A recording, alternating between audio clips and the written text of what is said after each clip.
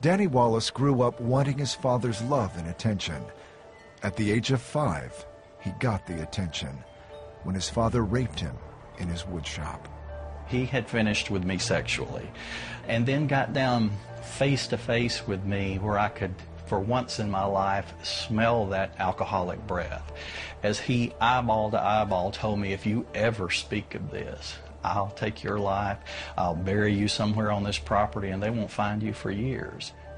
Physical and sexual abuse continued the next few years, driving Danny deep into personal and sexual confusion.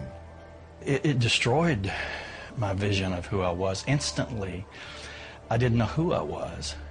I would be whatever it took to not have to deal with what my father's actions had said to me that I was, and that was nothing, that I was nothing.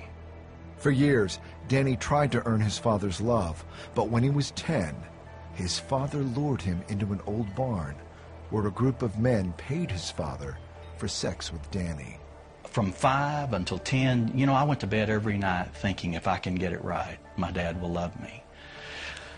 But one of those men in that circle that afternoon said to my dad, what are we going to do with him if we kill him? And my dad said, we're going to get rid of him. I remember it as clear as if it were yesterday. I stood in the middle of that barn and I said to myself, that old man's never going to love me. There's nothing I can do. There's nothing I can say. He will never love me. When he was 11, Danny went to a church service with his aunt and uncle.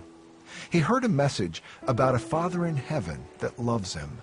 And I remember that man kneeling beside me and putting his arms around me and said, would you like to know this Father? And I remember thinking, if there is such a Father, if there is a Father who loves me, who can see what I am, and yet he will accept me and love me, then oh yeah, I want to know him.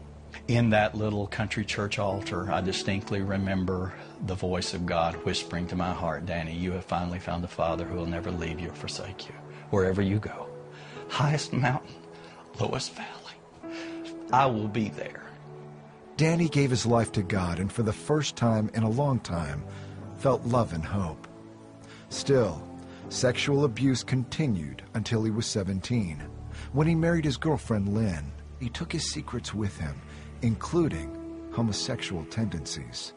I knew I loved her with all of my heart, but I also knew I can't ever let her see me without my Danny Wallace mask on. She cannot know who I am. She can't know what I've been through. If you see how broken I am, if you see that my father hates me, you won't love me either.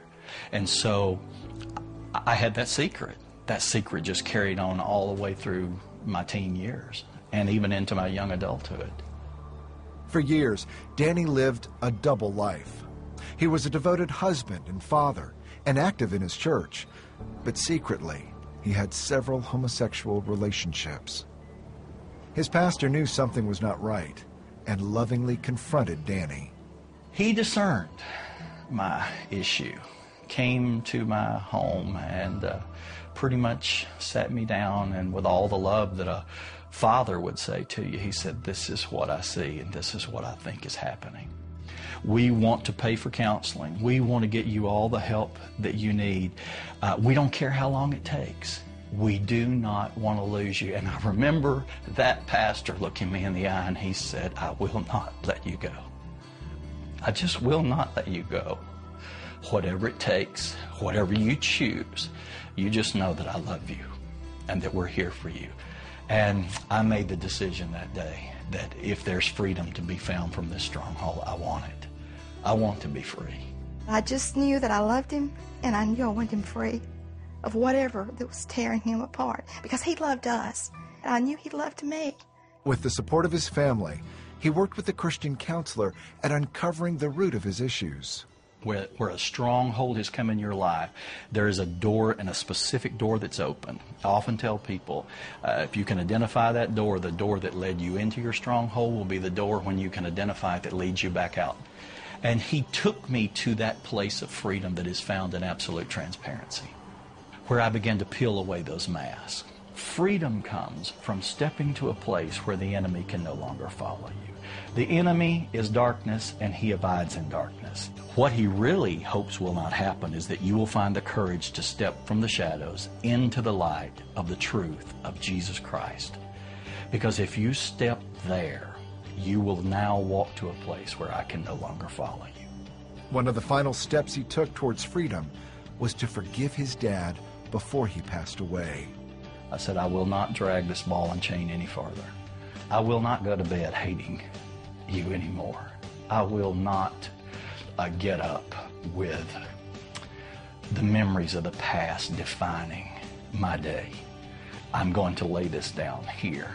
What forgiveness had done to me was lift me out of the pain of those old waters and placed me on a dry bridge of love and forgiveness for my dad. Today, Danny is eager to share his story about God's love and forgiveness. He wants others to find the same freedom he's experienced with his Heavenly Father. How desperately would you like to be free? And if you would like to be free, freedom can only come from stepping into absolute transparency with Jesus Christ. But my Lord, my Father, the one who spoke to me at 11 years old and said, I'll never leave you or forsake you, he is careful to tell us in the depth of our despair, I'll take you as you are. I do not condemn you. I didn't come to condemn you. I came to set you free.